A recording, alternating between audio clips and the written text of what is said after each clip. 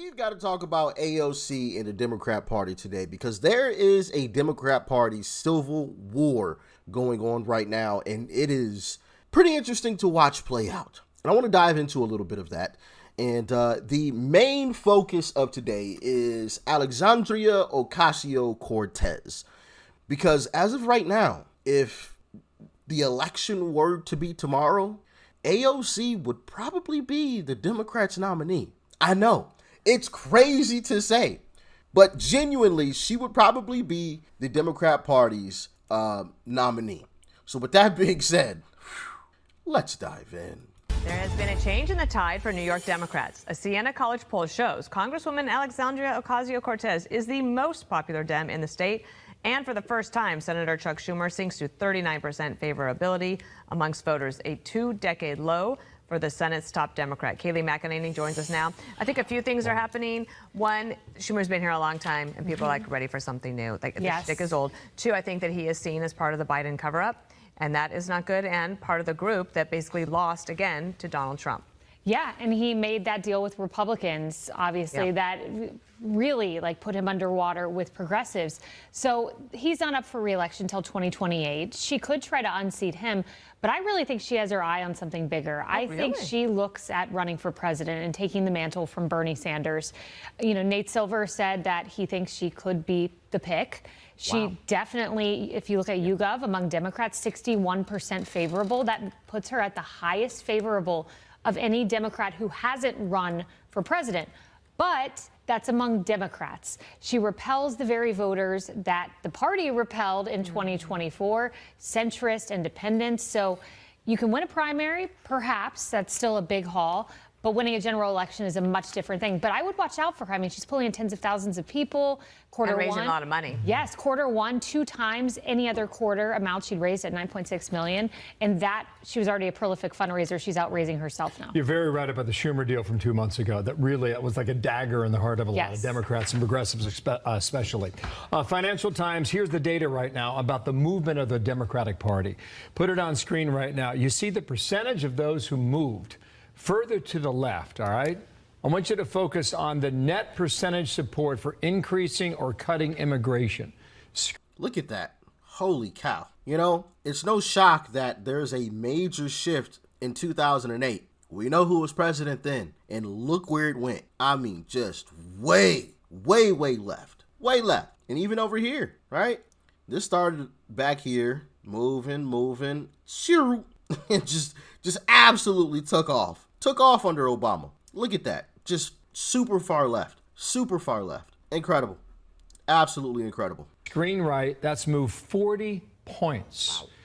Hence, I mean, that's how you understand now how, whether it's Van Hollen from Maryland or the 4 Democratic lawmakers who went to El Salvador just this past week, Kayleigh. Yeah, that's how you understand. Exactly. They all are looking at primaries. They get through the primary and then they think they can win a general election. That's why it's so interesting to see Gretchen Whitmer and Gavin Newsom buck the trend. While Walz and all these others are doing these incomprehensible things, Van Hollen, they're looking towards perhaps presidential bids. The other two are saying, hey, I think I could swing my way through a primary and still win a general election. They're maintaining that long game where you have others maintaining the short game. But how do you thread this needle? You need a movement-like Democrat, someone like an Obama figure that can thread a needle the way that he did, still won moderate voters, became an icon in Democratic politics. And I don't know that they have that person. Well, they don't. They don't have that person. They don't. I mean, just flat out, if AOC is your nominee, you're about to get cooked. You're about to get filleted, okay? It's about to get ugly. But that's where the Democrat Party is going. They're going far left. I mean, it's crazy, man. So did you guys know that AOC is now the most popular Democrat in the entire country among Democrats? Did you know that? Yeah, I'm not joking. Yeah, CNN did a poll. She's number 1. She is leading among all Democrats across the country within her own party. And that's because the Democrat Party has become nothing but a bunch of radical, wealthy, elite, Marxist oligarchs. And that's who AOC is. 72% of Democrats in a recent poll said that they want to abandon the idea of centrist politics to oppose Trump. 72%. And in case you were wondering if that's a good thing, because maybe the party's starting to coalesce around a person and maybe a message for their midterms and the 2028 presidential election cycle, you just have to ask yourself, is correlation causation? Maybe. Because at the exact same time that congressional Democrats are now sitting right around 21% approval rating, young Americans are souring on Democrats. AOC is rising in the polls, and yet everybody's leaving the party. And yes, even Democrats are really worried about the radicalization of their own party. And while the Democrat Party seems to be becoming more radical and hemorrhaging rational thought, and 28% of those polled within the party actually favor a more moderate approach, 53% of the country wants politicians to work with Trump, not to oppose him. Do you see the difference? And her rise in the polls among the radical Democrats, who are really the only people that are left in the party, does seem to correlate with the rapid decline of people asked the question, does the Democrat Party really even care about people like you anymore? See that? Fell 13% since 2017. So while the media wants you to get excited about AOC's rise in the polls among her own party, I actually agree with them. We should get excited because as she grows, her party collapses because the American people are watching a radical oligarchy Marxist rise in the ranks of her own party. And we're looking at that saying, that doesn't sound like a good idea to us. And plus, could you imagine a debate stage with J.D. Vance and AOC? Yeah, that would be pretty incredible. And I have some news about that later on in the video, so stick around. But yeah, this is not going to end well if AOC is your nominee. As a matter of fact, honestly, I don't think the Democrat Party of today has anywhere to go. They don't have anybody that they can put forth.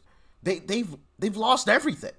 Now, AOC may not run for president. She may just run to unseat Chuck Schumer. Democrats, how much has their confidence fallen in their leaders? Yeah, this, I think, is a revolt that is going on within the Democratic Party right now, Democrats and their leaders. I mean, take a look nationally. Hello, Democrats on Dem leaders in Congress. The belief that they will do the right thing when it comes to the economy. Last year at this time, 80% believed that the Democratic leaders in Congress would do the right thing when it comes to the economy. And keep in mind, this is Democrats. Look at where we are now. That number has been slashed in half to just 39%. Holy Toledo, that is the lowest number by far in Gallup polling. The lowest previous was just 60%, which is 21 points higher than this.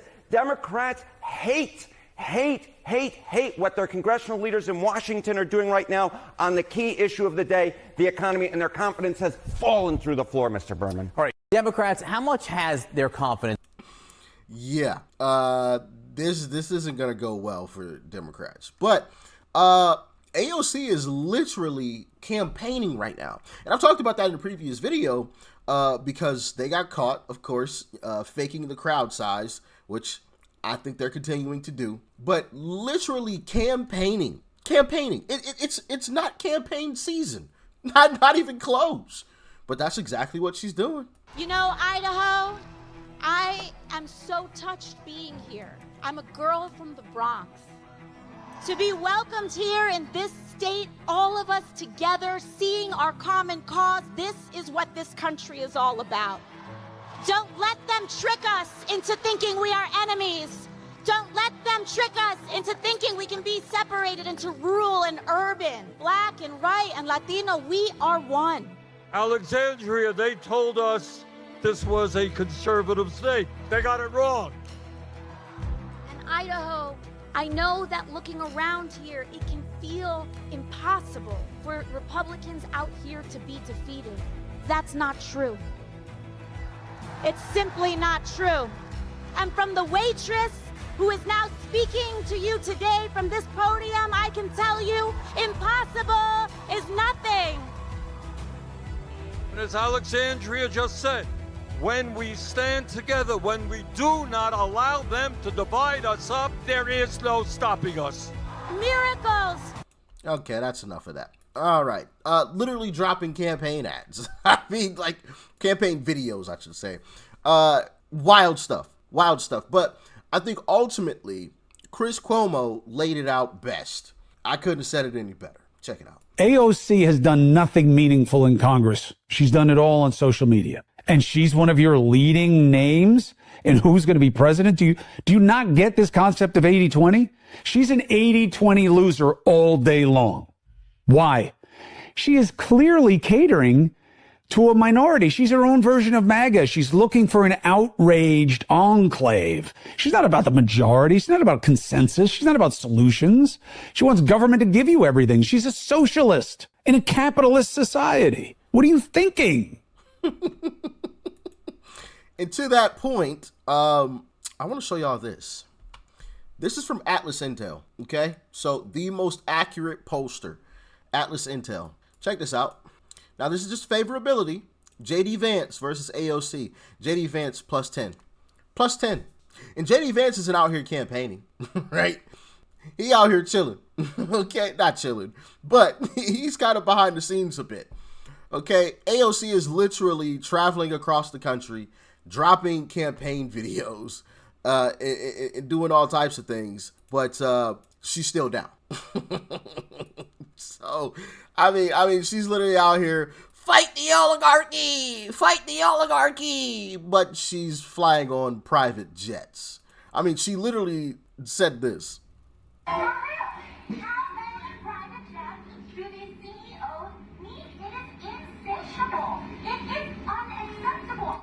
How many private jets do these CEOs need? And yet she's been caught out here flying on a private jet.